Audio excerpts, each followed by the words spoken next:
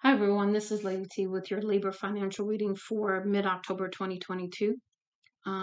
Thank you so much for the support you've given to the channel. My whole goal with the channel is really about helping you and just trying to put out readings and messages or anything that really helps you.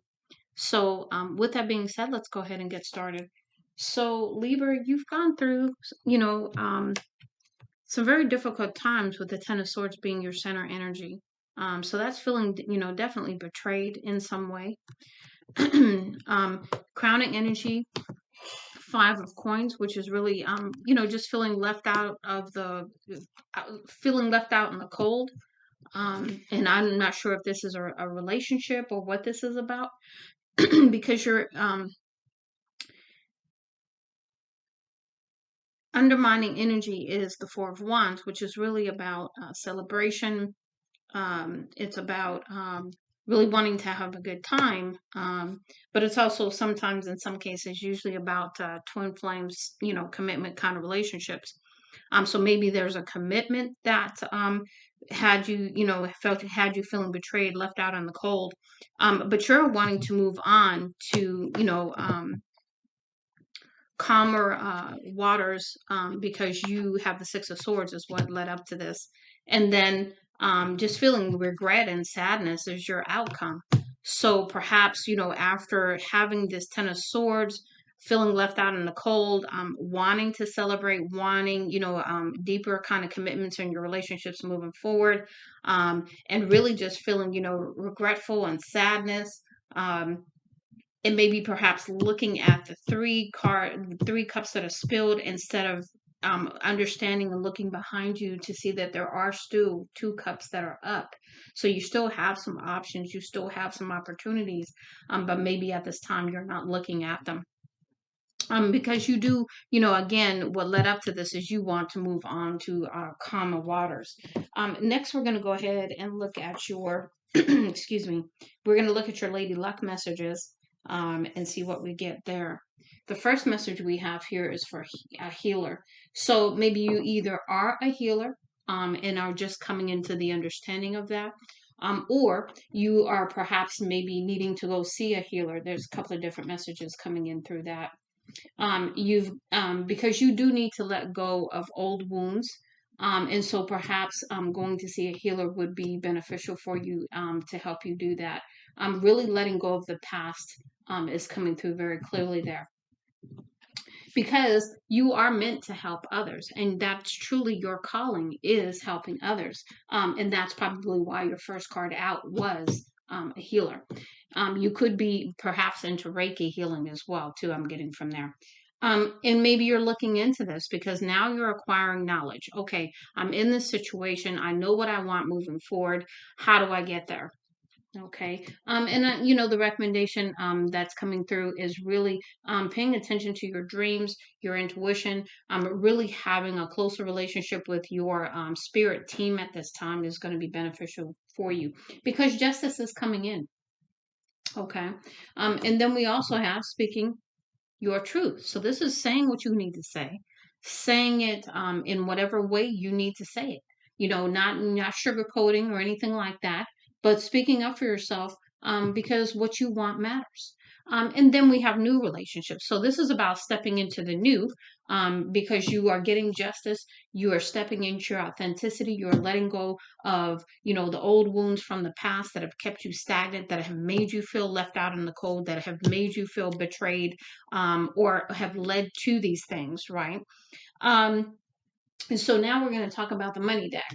So the first card we have here is the names for money: bacon, bank, Benjamin's bones, bread, bucks, buckaroos, bung, cake, cash, cheddar, clams, coin, dead presidents, dime, dash, dough, green, guac, guap, lettuce, loot, nuggets, moolah, paper, pesos, quid, smackers, stacks. So this is about really, perhaps, getting money from all different kind of avenues that could be called different things in different parts of the country, but it all equals the same thing. Now we have the next one is loss aversion. So it says the pain of losing something is often more powerful than the pleasure of gaining it. Would you accept a one-time coin, flip bet heads, You win 1001 tails, you owe 1,000. Even though the expected payoff is positive, that 1K loss holds many of us back. In investing, loss aversion often looks like investing only in riskless assets, making retiring on time tough, or refusing to sell a declining stock. So, this is really about paying attention to your financial portfolio at this time and taking a hard look at it. Or is there something that you need to move? Is there money you need to move that is really just not getting you where you need to go as far as your financial um, um, um, as far as your financial outlook, for the future? What are you wanting to do with your money, and really taking a hard look at that and perhaps making some changes, because that's what that sounds like. There are people who have money, and there are people who are rich, by Coco Chanel. So really looking at that, because we all have money, but um, we're not rich. Okay, so really looking at, perhaps where that quote came from, Coco Chanel, and looking more into it. And what that tells me too is about the mindset about it, of being rich versus having money. And then the last one is money and religion. The word money stems from Juno Moneta, Roman goddess of love and marriage, in whose temple Roman coins were made. Before banks, money was often housed in temples, protected by both guards and gods. Today, examples of the money religion overlap still abound, from the growth of faith-based investment funds to riba, the teaching that precludes many Islamic banks from directly charging or paying interest. So really, where is religion having a factor on your money at this time too, is what I'm getting from there, and how religion still has a huge impact on how money is looked upon even. So let's go ahead and take a look at the money clarity deck next. And these things that here for the round circular deck here, um, these are questions to ask yourself. These are things to really think about when it comes to your financial endeavors, how you want to move forward, how you've done things in the past, which really all need to be released, by the way, because this is a new day. So look at this as a new opportunity, regardless of what's happened, and move forward. But move forward in knowledge, move forward in power. Okay.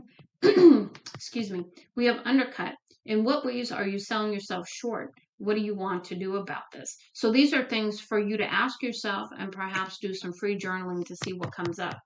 Openness. What do you receive with openness and gratitude? What do you resist receiving? What do you receive begrudgingly or with conditions? What can you learn from each of these habits around receiving? So really taking a look at how you feel about receiving, because that's a pivotal thing for you, because you have a combination card, a double confirmation there. We've got friends and peers. So really perhaps, how do your friends and peers relate to that? And then we have that second confirmation there about receiving. Then we have joy. What are your beliefs around the happiness that you are entitled to in this life? What imprint does this make on your behavior surrounding money? So, how do you feel about joy, and what is the relationship that money has to joy? You know, um, what are you entitled to? Really asking yourself that question, and really digging deep to come up with perhaps the underlying things that you really think about money. And then we have unknown. What about the future frightens you? How do these fears impact your daily actions? What about this what would you like to shift? So really, the future is always unknown. Nobody knows what the future is. So, if we really want to look at it like that, the future is unknown every day. We don't know how long we're going to be here. We don't know how long we're going to have a job. We don't know how long, whatever, right? So, it's really, um, looking at how that is impacting your decisions when it comes to money, because you have values next. So what are your values? You have fears next. So what is making you afraid? And then we have freedom. What would it take for you to feel free? Next, we have your dollar bills healing deck, and we have the healing money blockages deck. So I've pulled 4 of the dollar bills, and then I've placed one healing um, healing money blockages card on top. So I'll read the money gem first. So it says your means of receiving money should always be aligned with the highest good of all. Receiving money from low vibrational means will keep you in that vibration to maintain that stream of income. So really, where are you getting your money from is the question that you need to look at there. Hard work. This is the mindset, that the block that needs to be broken. You don't have to work overtime to be wealthy. And so your mantra, your affirmation is, I make money easily. Because we have this thing, we got to work hard, we got to, grind, you know, in order to get the money. Next, we have another money gem, and it says, it's okay to miss money, but imagine how it would feel if money missed you. Do things to attract and seduce money. Like attracts like. Make money want to be around you. So this is about your high vibe. This is about, really working on those emotions around your underlying truths and blocks and different things about money. And it says hating money is perhaps an underlying thing for you.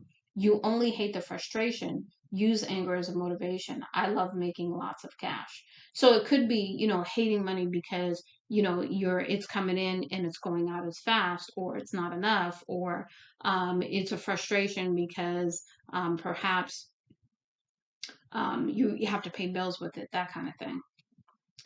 And next we have practice. Confront your finances head on. Look at your bills to see how much you are spending and what needs to be made to live the life of your dreams. So really taking an honest look at what really the kind of income you would need to bring in that would make your life the one that you've always wanted to live, and seeing how you can get there. But you got to know what that would be first, that dollar figure, right? And then it says bad to have. So do you have some kind of underlying money blockage that truly it's bad to have money? And it says greed isn't what it's about. Be happy with money. And it says I embrace having money. So that's your new mantra, to try to work through the blockage of feeling bad to have it. And then the last one is money gem. There is a difference between saving money and hoarding it. One increases the flow of the intention of using it for a specific purpose. The other suffocates and restricts the flow out of fear or of scarcity. So really determining which end of that is for you. And then the last one is never enough. So holding on to the money because it's never enough is a lack scarcity mindset, and that's why it's blocking anything else coming in. And it says there is no lack. Ask the universe for a miracle. I allow money into my life is your new mantra. So Libra, you've got some things going on. You've definitely felt betrayed, felt left out in the cold, kind of thing. Had some regret looking at the 3 cups that are broken instead of the 2 cups that still remain, which is really your true self being built back up. You are going to come back into your own. You are going to perhaps need to really let go of some things and understand your underlying relationship to money. But you can do this. It's really all about understanding first, awareness, and then taking those necessary steps. And really feeling good that you are empowering yourself as you do so. Speaking your truth, having new relationships, and knowing that that you can do this. So I hope this helps you, Libra. Much love and light, Lady T.